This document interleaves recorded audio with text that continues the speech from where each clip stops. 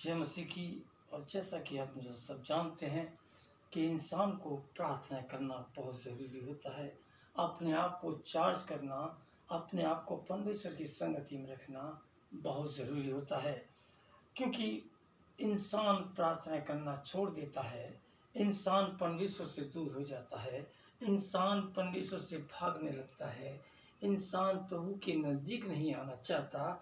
इसीलिए जब इंसान के ऊपर समस्याएं आती हैं, इंसान के ऊपर परेशानी आती हैं, तो ये सोचने पर मजबूर हो जाता है इंसान कि अब वो क्या करे। वचन में लिखा हुआ कि जब इंसान प्रार्थना करना छोड़ देता है तो उसको कितनी समस्याओं का सामना करना पड़ता है, क्योंकि जब हमारे मनों में ये चीज़ आ जाए, जब हमारे मनों में एक घमंड आ जाए कि हमें उन प्रार्थनाओं से कोई लाभ नहीं, तो ये समझना बहुत ज़रूरी है।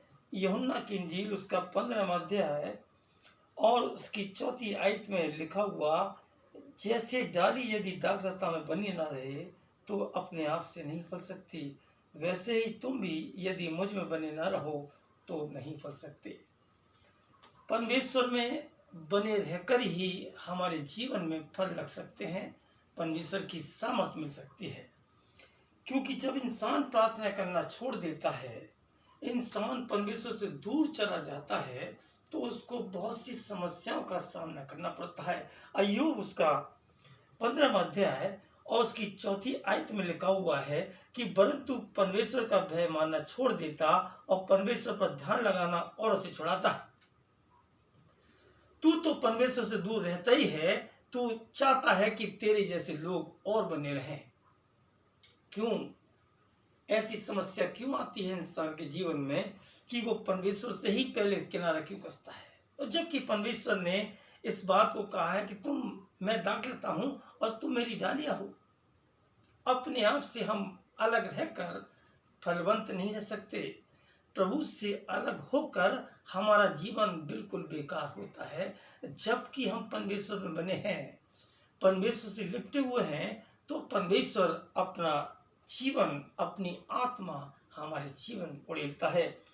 अय्यूब उसका 21वां अध्याय और उसकी 14वीं और 15वीं आयत में लिखा हुआ है, तो भी वे परमेश्वर से कहते कि हमसे दूर हो और तेरी गति जानने की हमें इच्छा नहीं।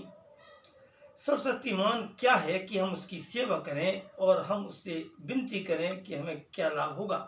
हम उसकी क्यों सेवा करें, हम उससे विनती करें तो हमको क्या लाभ होगा? ये समस्या है इंसान की।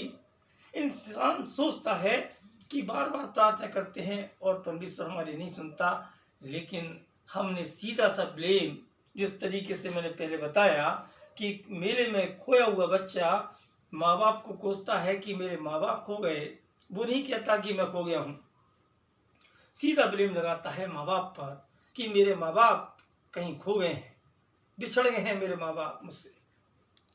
सेम कंडीशन है कि हम, और जैसा कि अय्यूब उसका 21वां अध्याय है और उसकी 15वीं आयत में लिखा हो, सर्वशक्तिमान क्या है कि हम उसकी सेवा करें, यदि हम उसकी विनती भी करें तो हमें क्या लाभ होगा?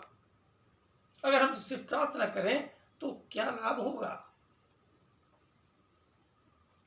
पौलुस अपने वचन में 1 कुरिन्थियों उसका 9वां अध्याय उसकी 27वीं आयत में लिखता है कि मैं अपने शरीर को मारता कूटता अपने बस में रखता हूँ, कंट्रोल करता हूँ। मैं सारी गलतियों के लिए उन बुरी बातों से कंट्रोल करता हूँ ताकि मेरे जीवन से कोई बुराई ना होने पाए, क्योंकि वो परमेश्वर से डरता था, परमेश्वर की संगति में था, प्रार्थना करता था, इसीलिए उसको डर लगता था कि कोई काम मुझसे गलत ना होने पाए।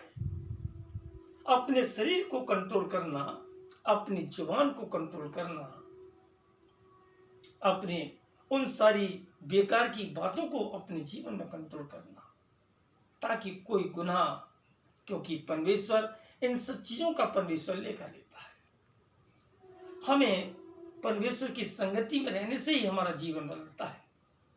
उसकी संगति में रहकर ही हमें परमेश्वर अपना अनुग्रह देता है, अपनी दया दिखाता है। बाइबल में जितने भी लोग परमेश्वर के पास, घर पर परमेश्वर ने किसी को चंगाई नहीं दी, केवल ये चीज जानना जरूरी है कि चाहे वो कोढ़ वाला इंसान हो, चाहे 38 साल का रोगी हो, चाहे वो 14 वर्ष से खून बहने का रोग हो, चाहे वो मिर्गी आने वाला रोग हो, चाहे दुष्टात्मा वाला इंसान हो, सबको परमेश्वर के नजदीक ही आना पड़ा, तभी ये लोग चंगे हुए। और जानना चाहता है यीशु मसीह कि बताओ मैं तुम्हारे लिए क्या करूं, क्या चाहते हो अपने जीवन में, परमेश्वर की संगति या संसार की सुख विलास। यहाँ वचन में लिखा हुआ कि इंसान प्रार्थना करना इसलिए छोड़ देता है कि वो थोड़ा सा वो चाहता है कि जिस तरीके से मैंने आज प्रार्थना की प्रभु तुरंत मुझको फल दे, क्योंकि परमेश्वर अपने समय से ही सारे काम को करता है। हर एक पृथ्वी पर हर चीज का एक निश्चित समय परमेश्वर ने ठहराया है, और समय पर परमेश्वर हमारे जीवन में सारी चीज प्रोवाइड कराता है। प्रभु करे कि हम उसकी संगति में बने रहें, उसके अनुग्रह में बने रहें, ताकि जब हम प्रार्थना करें परमेश्वर हमको अनुग्रह अपनी आशीष देवे। प्रभु आप सबके साथ हो। आमीन।